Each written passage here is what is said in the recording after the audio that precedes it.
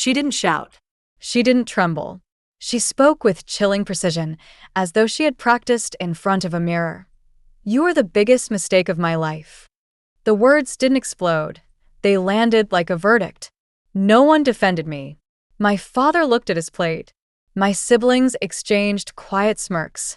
Even the family dog avoided my eyes, as if instructed to obey a new hierarchy. My knees weakened, yet pride forced me upright. I felt the atmosphere shift. I wasn't a son anymore.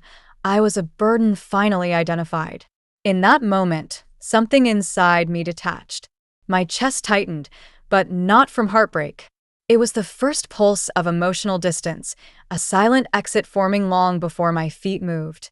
They called me unreliable, yet every corner of that house echoed with my sacrifices. I paid electricity bills before they noticed the lights flicker. I repaired leaking pipes while they slept. I traded weekends for overtime so they could brag about a lifestyle they never earned. My siblings traveled, bought gadgets, and mocked my simplicity, unaware their comfort was financed by my silence. Every time the fridge was full, it was my missing dreams on those shelves. When I paused my contributions, I expected questions of concern. Instead, they demanded explanations, as if generosity was an obligation. That was my awakening. People rarely thank the bridge they cross. They only complain when it stops carrying their weight. A week later, my phone vibrated with a message not meant for me. A sibling wrote, "We need a plan. He's acting different." Different? I was breathing for the first time. They gathered in the living room like shareholders protecting their dividends. My absence wasn't shocking. It was inconvenient. They dissected my behavior as if independence were a disease. Not one person asked why I was exhausted. They only feared losing access to my time, my wallet, my willingness to rescue them. It became clear I was never part of the family structure. I was infrastructure, useful, hidden, replaceable. The moment I stopped bending, they mistook survival for rebellion, proving loyalty had always been a transaction. Truth travels slowly, but lies sprint like thieves. Suddenly, I became the villain in stories I never lived. Relatives called to verify rumors about loans I never took, insults I never spoke, and betrayals I never committed. A cousin asked if I really abandoned my parents. Another solemnly warned me about stealing from family. I listened without defending myself. Their desperation amused me, not out of cruelty, but clarity. When people can't explain why you left, they create a version where your departure becomes the problem, not their treatment. I understood their instinct.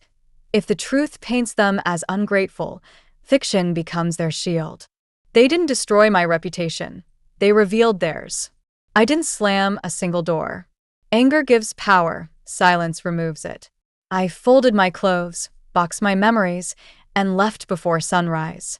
No dramatic goodbye, no final accusation, just footsteps finally aligned with dignity. As I crossed the gate, my mother whispered confidently, "He'll be back. They always return." She wasn't talking to me. She was reassuring herself. To her, love meant possession.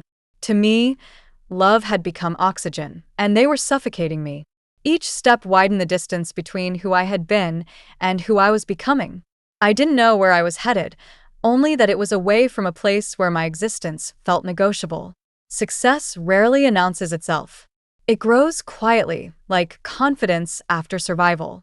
I started with a rented desk, secondhand laptop, and a determination no insult could erase.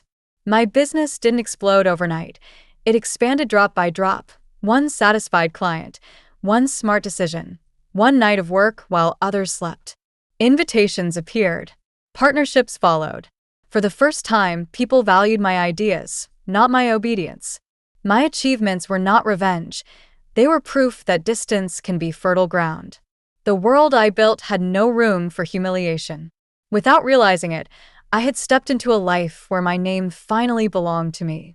The morning my interview aired, my phone buzzed relentlessly.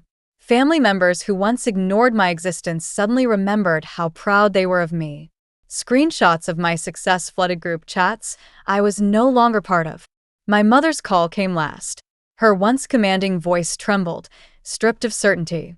She didn't apologize. Apologies require accountability. She asked, "Why didn't you tell us?" The question proved everything.